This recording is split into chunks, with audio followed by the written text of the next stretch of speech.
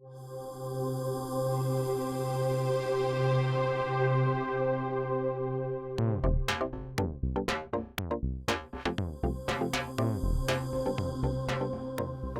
précédent, on a vu qu'on pouvait faire un éclairage intéressant seulement qu'avec un flash, réflecteur et diffuseur. Mais si on veut un meilleur contrôle, un des outils les plus simples d'utilisation et les plus économiques reste le parapluie. Je vais demander à Marie-Ève de s'approcher. Marie-Ève va se placer ici. Et on va faire quelques exemples. Premièrement, lorsque je prends ma lecture de lumière, encore une fois, toujours en direction de ma source de lumière. Donc, si j'ai F4, je vais avoir un petit peu plus. Je vais augmenter ma puissance de flash.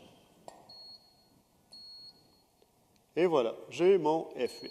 Donc, je vais avoir une lecture, une lumière qui va être belle, sensiblement égale, donc vu que la lumière est face à Marie-Ève, et assez douce.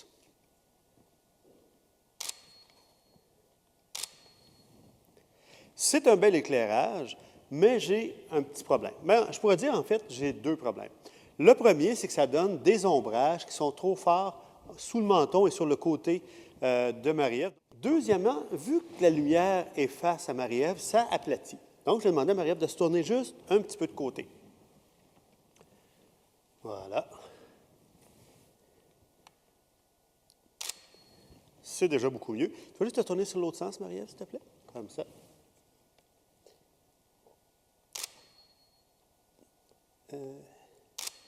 Sylviane, juste le réflecteur un petit peu plus bas.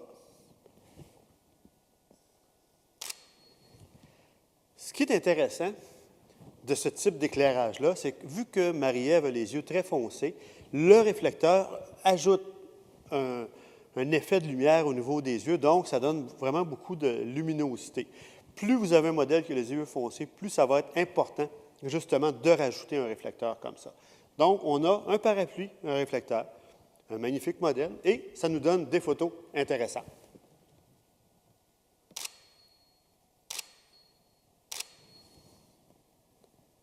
Super. Maintenant, on va changer un petit peu notre éclairage. Sylviane, tu vas juste me ramener la lumière un peu plus de côté et on va garder le réflecteur pas loin. Donc, en plaçant notre lumière de côté, ce que ça va faire, c'est que ça va nous donner plus de volume.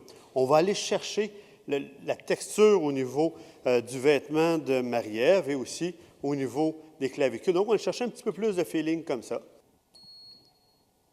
8 et 2 dixièmes, on peut juste l'éloigner un petit peu.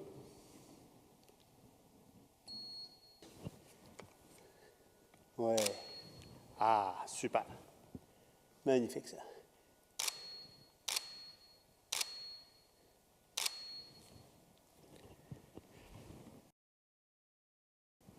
J'ai ma lumière de côté et un réflecteur pour faire office de remplissage. Ce que ça fait, c'est que ça nous donne un beau volume sur Marie-Ève. En même temps, on a une belle découpe au niveau de ses cheveux, parce que le réflecteur ramène quand même un petit peu de lumière par en arrière. On peut voir qu'une source de lumière dans un parapluie nous donne un bon contrôle. On va aller un petit peu plus loin encore.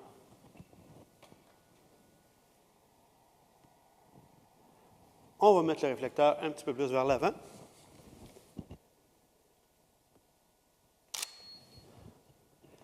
Plus droite, c'est bien. Et plus près. Voilà. Donc, comme ça, vraiment plus.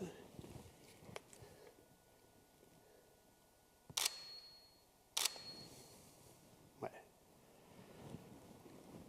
Ce que ça fait quand on place notre parapluie comme ça, c'est que j'envoie de la lumière sur mon modèle, mais beaucoup moins sur l'arrière-plan.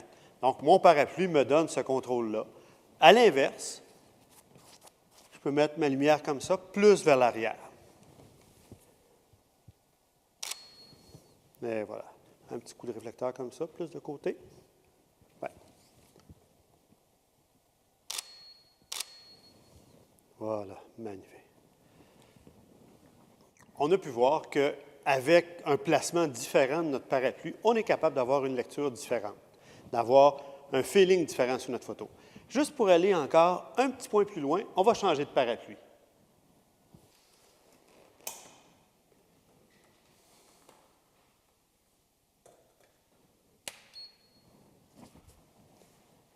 Ce qu'on a changé, c'est la grandeur du parapluie.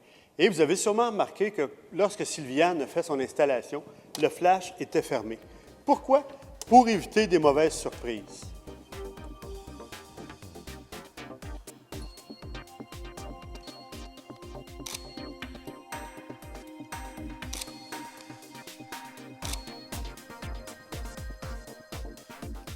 Ce qui est intéressant, c'est que ça me permet d'avoir une lumière qui est très égale, de haut en bas sur mon sujet. Donc, plus ma source de lumière est grande, plus elle va éclairer égal, mais aussi plus la lumière va être douce. Dans le prochain épisode, on va regarder ce qu'on peut faire avec les boîtes de diffusion. Des petites, des grandes, des moyennes, en long, en large, en carré, octogone, de toutes les formes. Ici François Desrosiers pour les Ateliers Lozo. À bientôt.